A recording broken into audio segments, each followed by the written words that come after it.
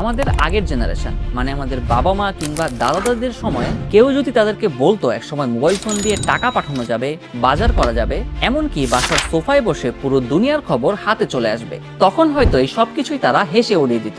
আজকে সেটা কিন্তু একদম নর্মাল জিনিস। বিকাশ, পান্ডামার্ট, ফুড পান্ডা কিংবা ফুডি, এই সবকিছুই আমাদের এখন ডেইলি লাইফের পার্ট।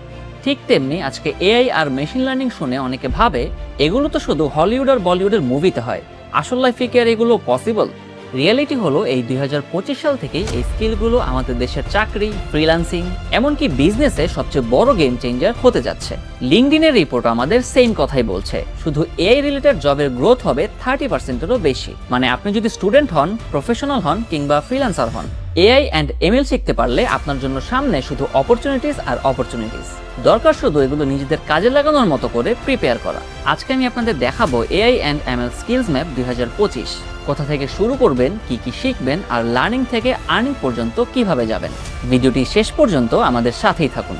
আর হ্যাঁ, লাইক, কমেন্ট ও শেয়ারের পাশাপাশি চ্যানেলটি সাবস্ক্রাইব করতে ভুলবেন না। AI and ML market demand 2025। এখন প্রশ্ন হলো, দেশ এবং দেশের বাইরে এআই অ্যান্ড এমএল স্কিলের ডিমান্ডটা আসলে কেমন? বাংলাদেশের মার্কেটে ইতিমধ্যেই ফিনটেক, ই কমার্স, এমনকি এডুকেশন সেক্টরেও এআই এর কাজ কিন্তু শুরু হয়ে গেছে। বিকাশ বা নগদ এরা ফ্রড ডিটেকশনে এআই ব্যবহার করছে। দারাজ বা ফুডপান্ডা রেকমেন্ডেশন সিস্টেমে এমএল এর ব্যবহার করছে। অপরদিকে ফ্রিল্যান্সিং মার্কেটে তারও বিশাল ডিমান্ড।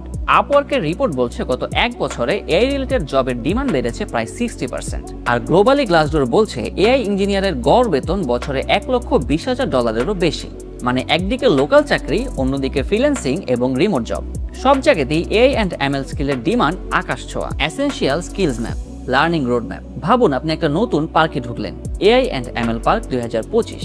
এই পার্কে শেখার জন্য অনেক অ্যাক্টিভিটি, কিন্তু সব ঠিকভাবে এক্সপ্লোর করতে হবে এবং অবশ্যই এক্সপ্লোর করাটা জানতে হবে। Entry gate, programming basics, Python and SQL. যেমন পার্কে ঢুকতে টিকিট লাগে, পাইথন ও এসকিউএল হলো আপনার সেই টিকিট। পাইথন দিয়ে আপনি কম্পিউটারকে বোঝাতে পারবেন কি করতে হবে, আর এসকিউএল দিয়ে ডেটা সাজাতে পারবেন। মনে করুন আপনি চাইছেন নিজের ফাইন্যান্স বা ডেইলি এক্সপেন্সটা ট্র্যাক করতে। পাইথন আর এসকিউএল শেখা মানে নিজের ডেটা ঠিকভাবে ম্যানেজ করতে শেখা। আপকামিং জার্নিতে যা যা শিখবেন তার শুরু কিন্তু এখান থেকেই। Garden trails, data handling, NumPy, pandas, visualization. এখানে রয়েছে একদম সাজানো গোছানো প্যাথওয়েজ আর ছোট ছোট ডেটার বাগান। ডেটা পড়া, সাজানো, ভিজুয়ালাইজ করা, এই কাজগুলো করতে হবে যেন আপনি বাগানের ভেতর কোথায় কি আছে ঠিকভাবে বুঝতে পারেন। এটাই আপনার ম্যাপ, যা আপনাকে ডেটার জঙ্গল থেকে সঠিক রাস্তাটা দেখাবে। ধরুন আপনার এক্সাম রেজাল্টস বা সেলস ডেটা আছে, তা বোঝার জন্য গ্রাফ বানাতে পারবেন। Math fountain, core math and statistics, probability, linear algebra. পার্কের মাঝখানে একটা সুন্দর ফাউন্টেন আছে, যা দেখলে মনে হবে সবই সহজ। এর নিচে লুকিয়ে আছে মূল পথের চাবি, প্রবাবিলিটি, স্ট্যাটিস্টিক্স, লিনিয়ার অ্যালজেব্রা। যদি এগুলো না শিখেন তাহলে পরের অ্যাক্টিভিটিগুলোতে ঢোকাটা কিন্তু কঠিন হবে। যদি প্রেডিক্ট করতে চান কোন প্রোডাক্ট বেশি সেল হবে, সেটা কিন্তু ম্যাথ স্কিলস ছাড়া পসিবল না। Adventure playground, machine learning fundamentals. এখানে নানা ধরনের চ্যালেঞ্জ স্টেশন আছে, রিগ্রেশন স্লাইড, ক্লাসিফিকেশন, ক্লাইম্বিং ওয়াল, ক্লাস্টারিং মেজ। প্রতিটি স্টেশন হলো নতুন স্কিল শেখার জায়গা। যত ভালো খেলবেন তত দক্ষ হবেন। ধরুন আপনার ফ্রেন্ড লিস্ট থেকে কোন বন্ধুর অ্যাক্টিভিটি ইন্টারেস্ট বেশি তা প্রেডিক্ট করা। Castle zone, deep learning and neural networks. পার্কের শেষ দিকে একটা ছোট ক্যাসেল আছে। এখানে নিউরাল নেটওয়ার্কস, এনএলপি, কম্পিউটার ভিশনের মতো শক্তিশালী কিছু টুলস শেখা যাবে। এই ক্যাসেল জয় করতে পারলে আপনি এআই এর এক্সপার্ট হয়ে যাবেন বলা চলে। ফোনে face unlock, Google translate, spam, email detect, সবই ডিপ লার্নিং এর উদাহরণ। ইন্টারমিডিয়েট লার্নার এখানে বসে প্রজেক্ট করতে পারলে real world AI skills develop হবে। Bridge and exit, MLOps and deployment. Castle থেকে বের হয়ে এমলপস এর সাসপেনশন ব্রিজটা পার করতেই হবে। এখানে শেখা মডেল রিয়েল ওয়ার্ল্ডে ডেপ্লয় করা হয়। আপনার বানানো রেকমেন্ডেশন সিস্টেম যদি ওয়েবসাইট বা অ্যাপে কাজ করে, তবে বুঝবেন learning achievement unlocked. Picnic area, soft skills, problem solving, communication, team work. সবশেষে পিকনিক এরিয়া, যেখানে শেখা স্কিলসগুলো নিয়ে গ্রুপ ডিসকাশন হয়, প্রজেক্ট রিভিউ, ফিডব্যাক নেওয়া, অন্যর সাথে কোলাবোরেট করা। সব সফট স্কিলস এখানে শেখা যায়। ফ্রিল্যান্সিং বা স্টার্টআপে ক্লায়েন্টের সাথে কমিউনিকেশন, টিমওয়ার্ক কিন্তু ক্রুশাল। এই পার্কের প্রতিটি এরিয়া হলো ধাপে ধাপে শেখার একটা গাইডেড রোডম্যাপ, বিগিনার থেকে একদম ইন্টারমিডিয়েট লেভেল পর্যন্ত।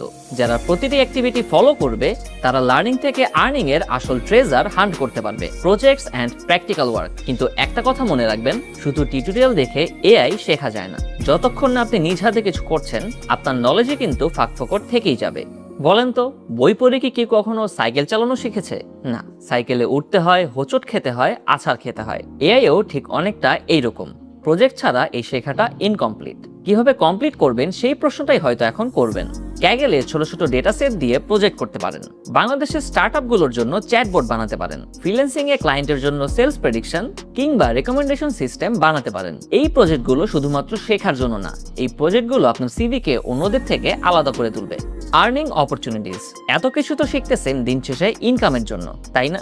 বাংলাদেশের একজন এন্ট্রি লেভেলের ডেটা অ্যানালিস্ট কিংবা এমএল ইঞ্জিনিয়ার শুরুতে 30 থেকে 60,000 টাকার জবে ঢুকতে পারে।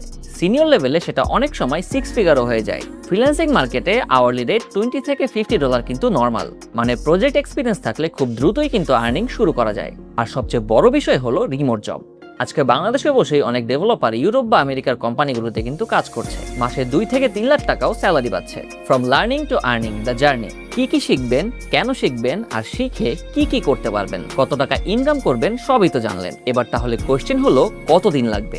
যদি প্রতিদিন 2 থেকে 3 ঘন্টা কনসিস্টেন্টলি প্র্যাকটিস করতে পারেন তাহলে কিন্তু 6 থেকে 12 মাসের মধ্যে একটা সলিড পোর্টফোলিও বানানো সম্ভব। কিন্তু অনেক বিগিনার একটা ভুল করে, তারা শুধু টিউটোরিয়াল দেখে যায় কিন্তু প্র্যাকটিসটা করে না। তারা দেখে আর ভাবে আচ্ছা এটা থেকে এভাবে করলেই তো এমন কিছু হয়ে যায়। আপনার যেমন টিউটোরিয়ালও দেখতে হবে, সাইমultaneously আপনার প্র্যাকটিসও কিন্তু করতে হবে।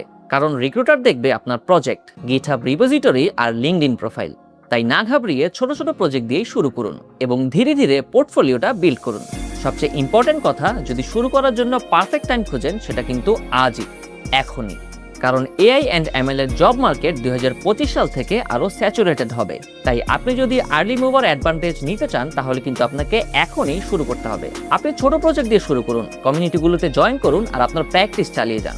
মনে রাখবেন এআই আপনার চাকরি খেয়ে ফেলবে না, বরং আপনার জন্য নতুন চাকরি বানাবে। সো বন্ধুরা, আজ থেকেই আপনার এআই অ্যান্ড এমএল এর জার্নি শুরু হোক, লার্নিং থেকে আর্নিং এর পথে।